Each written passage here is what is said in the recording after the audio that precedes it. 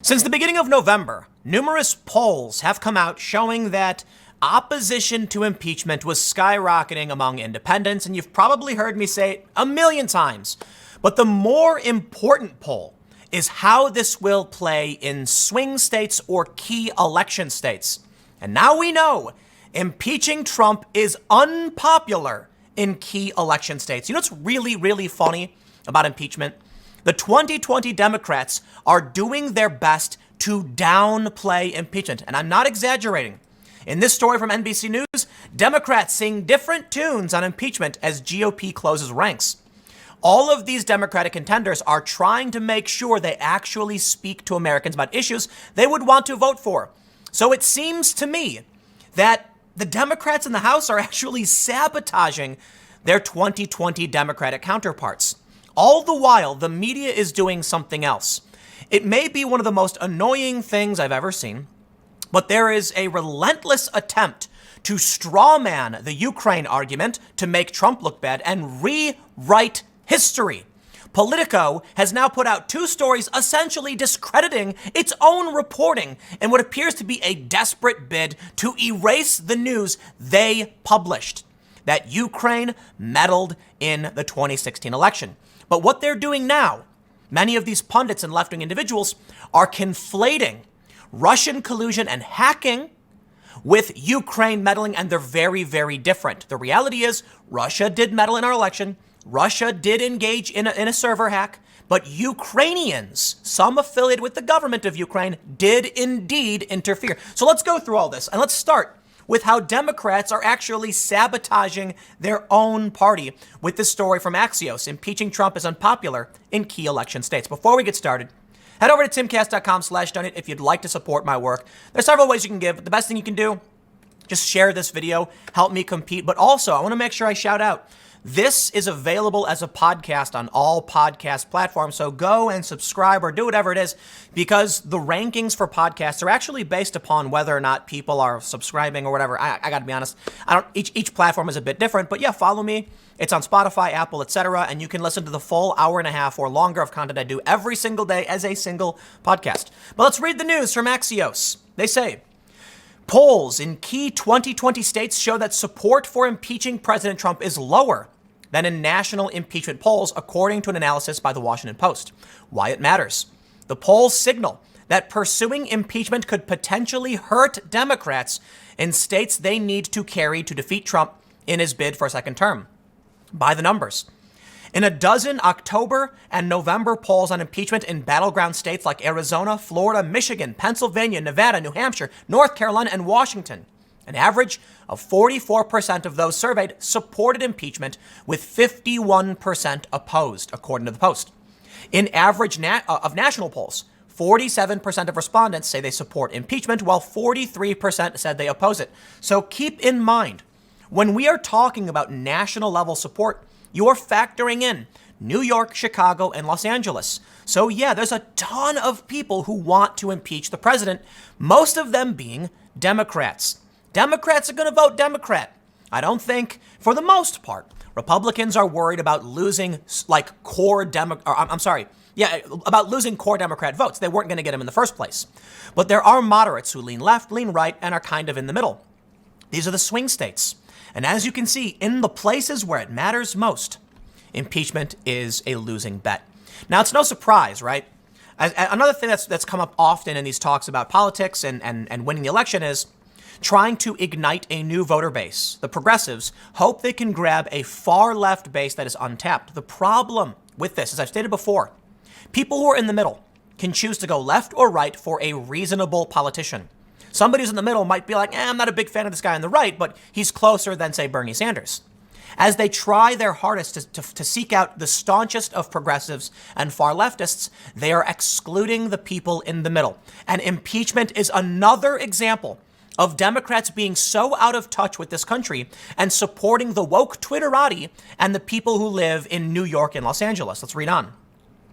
After strongly opposing impeachment in the summer, national polls at the start of the House's public hearings have independent voters divided on the subject, with 42 in support and 44 opposed. And that, I believe, is the aggregate. There are some polls showing a 10-point swing towards opposition.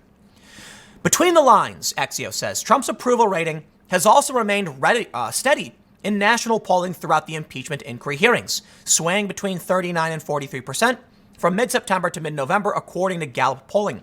The lack of movement in Trump's approval ratings demonstrates how entrenched Americans are in their opinion of Trump. News and congressional testimony about his actions have not significantly changed how people feel about the president. That's right, except when it comes to independent voters. They were in favor of impeachment, and then after seeing what the Democrats had, it swung in the other direction. It sounds to me like, these Democrats in the House are not playing the same game as the Democrats who are running for 2020. We have another story from Axios, however. Inside the GOP impeachment spin machine, because while we're also seeing these key swing states, these general election states opposing impeachment, once again, the Republicans are capitalizing on this. Donald Trump launching an ad blitz, and it's working. Okay, they have spun this to their favor. Listen, man, never start a battle or a war you can't win. That's and the Democrats don't seem to get it. And so Trump is taking this at every advantage. Check the story out. They say the Republican base is fired up by impeachment. It's driving fundraising to pro-Trump groups, which pump that money back into ads to get the base even more fired up. Why it matters. The cycle keeps spinning, generating more and more heat. That's why they're locked in, unified, defending Trump. So let's go back for a second. Perhaps the reason why opposition to impeachment in swing states has gone up is because the base was fired up by impeachment, donated money to pro-Trump groups and to Trump, who then ran ads in these very important states, and those ads worked. To put it simply, it could be that regular Americans look at the lack of evidence and say this is absurd, or it could be that Trump supporters, outraged by the lack of evidence, supported the president, who is now using that outrage to campaign in these moderate swing areas, and it's working. They say, driving the news, the nonprofit arm of pro-Trump super PAC America First Action is dropping $2.26 million on ads beginning today, targeting 27 Democratic House members the group sees as most politically vulnerable in the impeachment fight. Pro-Trump groups are flooding the airwaves ahead of this month's expected House vote on articles of impeachment, spending millions to pressure Democrats in swing districts to vote no. A couple days ago, I covered a story. A moderate Democrat in New Jersey came home to booing and cheering. It was mixed, but there was a lot of anger over her support for impeachment, and she had the nerve to say it was a 1776 kind of fight. And I find that completely absurd. But what I don't find absurd is that she came back to find her own constituents saying, why are you doing this? All the Democrats have been doing is investigating. Get something done. This is exactly what Trump and the GOP need. The goal is to make the impeachment vote as hard as possible for them. America First Policy's spokeswoman Kelly Sadler tells Axios. The ads are timed to pick up after a run of similar anti-impeachment ads from other pro-Trump groups, America Action Network. Starting next week, both groups will ramp up at the same time for a full court press. The Republican National Committee and Trump campaign will run their own ads calling Democrats' impeachment efforts a sham. Sources familiar with their plans tell Axios. So let me break this down for you. The biggest ad blitz, the big plays we've seen so far have been impeachment is wrong. Is Donald Trump running ads saying, here's what I'm going to do to fix the trade war? Here's what I'm going to do to maintain this economy? Here's what I'm doing on foreign policy? Nope. Trump doesn't have to talk about kitchen table issues because he can pass the buck onto Democrats who are the ones launching the impeachment investigation. Essentially, they have given Trump ammo to fight a tribal war and make it not his fault. It is so frustrating, I swear, to see them do this. Donald Trump can sit back and say, okay, I'll engage in tribalism, but don't blame me. They started it. And guess what? We all know they did. So here's what I find absolutely fascinating. They're going to talk about the ads that will be appearing on Facebook and things like that. They're going to be targeting vulnerable moderate Democrat districts. But check this story out from NBC News. The Democrats in 2020 are desperately trying to back away from impeachment. It was a huge mistake. Dare I say, I seriously wish Tulsi Gabbard would have opposed impeachment from the get-go. And she did, but then she flipped. Mistake. She would have been that standout on the stage who could have said, listen, I understand their concerns about Trump's behavior, We're less than a year from the election. We need to tell Americans that, for one, we're concerned about his behavior, so vote for us, and here are the issues we will embrace. Instead, they all clamored around impeachment until they realized, they're losing in the battleground states. Now what are they doing? They're reversing as fast as they can. But guess what? Nadler is going to be doing the Judiciary Committee hearings. It's not stopping. You pushed that boulder down the hill, and now it's only going to get worse. Check this out. They say, if the Democrats have the substance on their side in the impeachment fight in terms of the public testimony, the released documents, and all the text messages, Republicans are now the ones with the more unified message. Case in point is what's playing out on the 2020 presidential campaign trail, with the Democratic candidates talking about healthcare, tax policy, and racial equity, but barely mentioning the biggest political story in Washington. Why, yes, I have no choice but to continually talk about impeachment because every single outlet is dominated by impeachment. You know what, man? Earlier, on my second channel, I did a video about Donald Trump and the Keep America Great website, where it seems like Trump flipped an anti-Trump activist slogan into his favor, inadvertently making anti-Trump activists support the president. Basically, for those that missed the video, Keep America Great used to be an anti-Trump slogan. They were countering Make America Great. Trump adopted that slogan, and now all the merch they sold is essentially pro-Trump merchandise. So some might say it was an accident, and perhaps it was. But then I have to believe that everything that's happening is Trump slipping on banana peels, but doing perfect backflips. It's like, at one point, you could say, come on, man. You'd think it's got to be, at least to a certain degree, on purpose. But I think there may be an alternative to this theory, that Democrats are literally just slipping on banana peels. That's it. They started the impeachment fight. They wanted it. They pushed for it since the day Trump was inaugurated. And now it is just once again backfiring.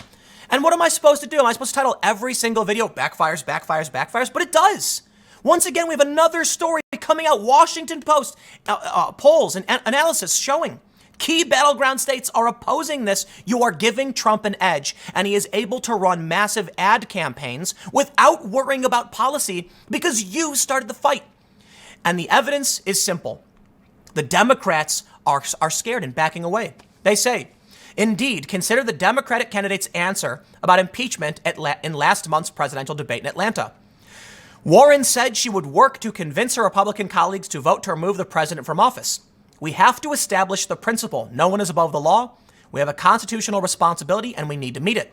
But then she changed the subject to the amount of money that wealthy donors contribute to get plum ambassadorships, like Gordon Sondland did, for his post to be U.S. ambassador to the EU.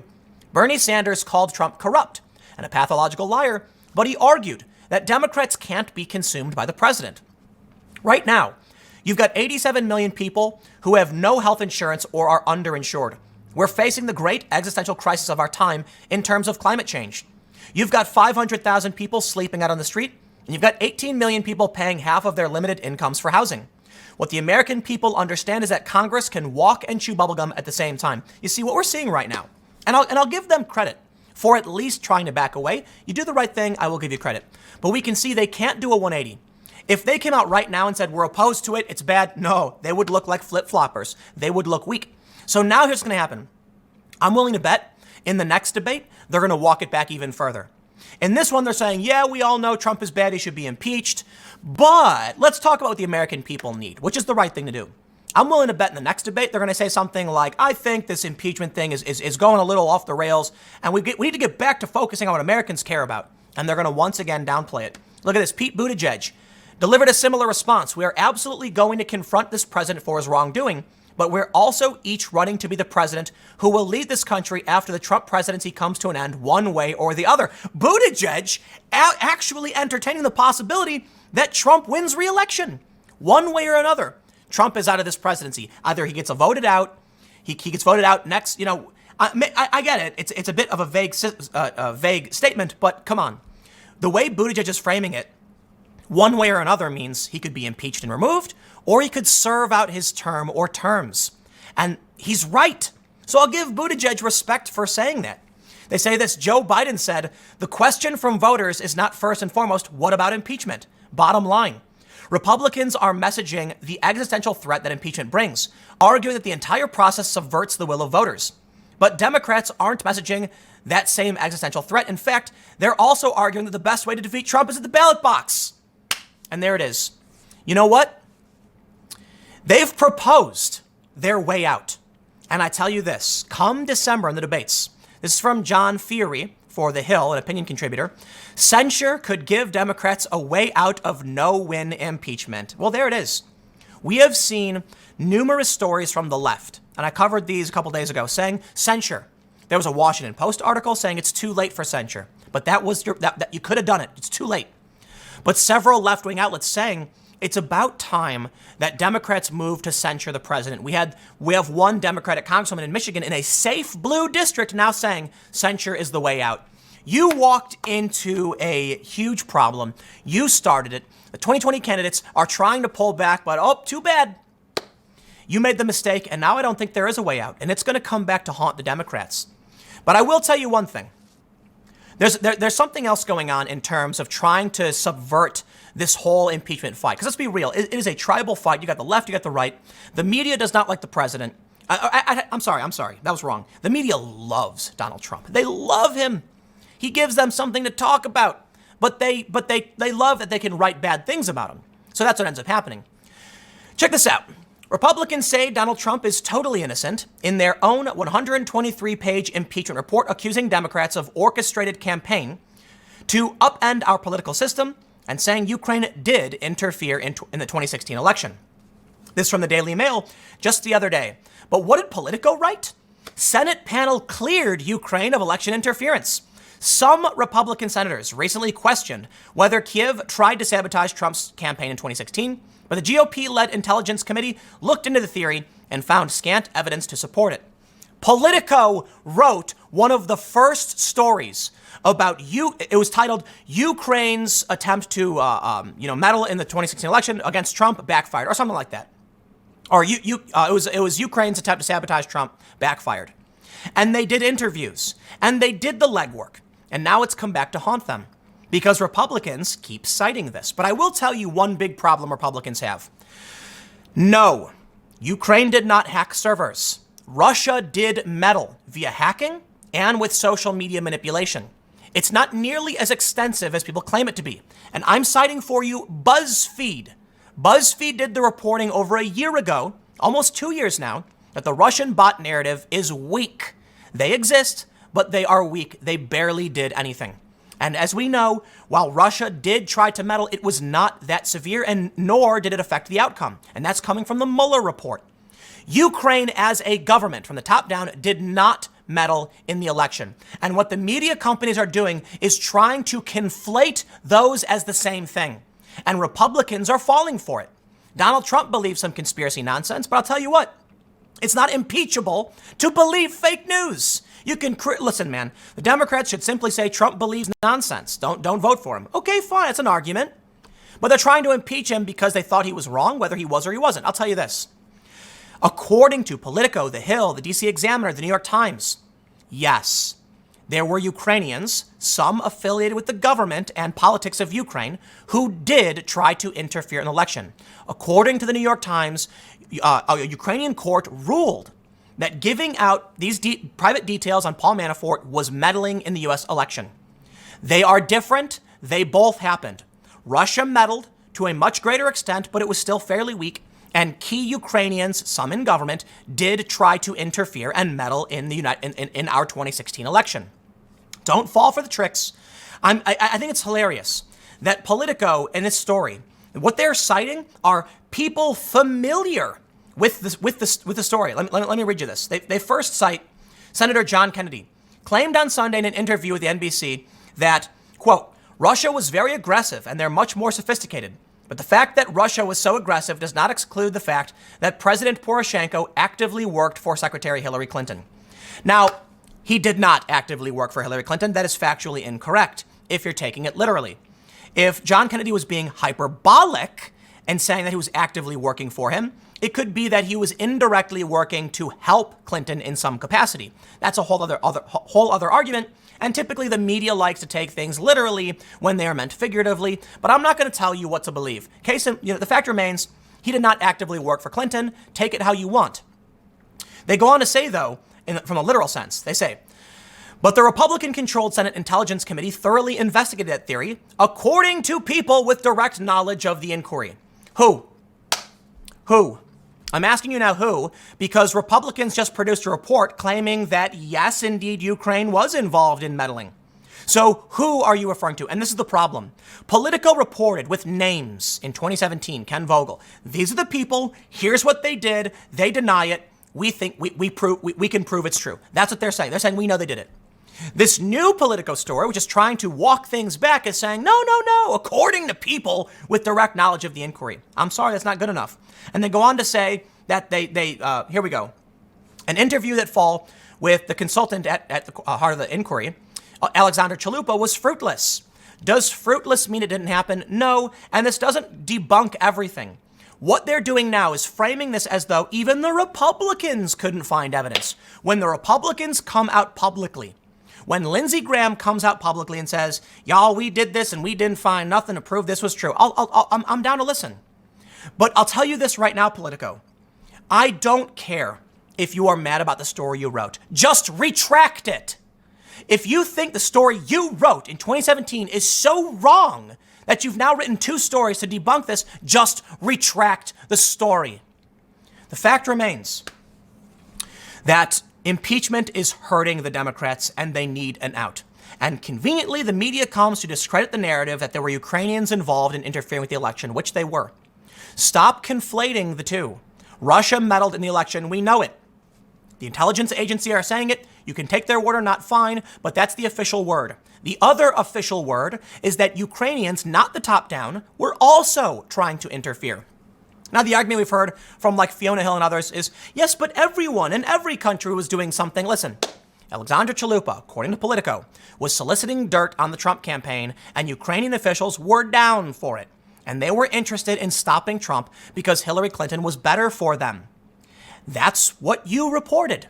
If you'd like to retract that story, please do so. But please stop publishing contradictory information to confuse the issue. And that's the big challenge right now. You've got reports saying President Zelensky of Ukraine is mad at Trump and airing his grievances, and other reports saying he's defended Trump. And you know what, man? I'm so frustrated by all of this. So you know what? Let me wrap it up by saying, Democrats, you reap what you sow. The 2020 Democrats are trying to find a way out. You've got people on the left now saying, maybe censure. Sorry, too late. This will have a long-lasting impact.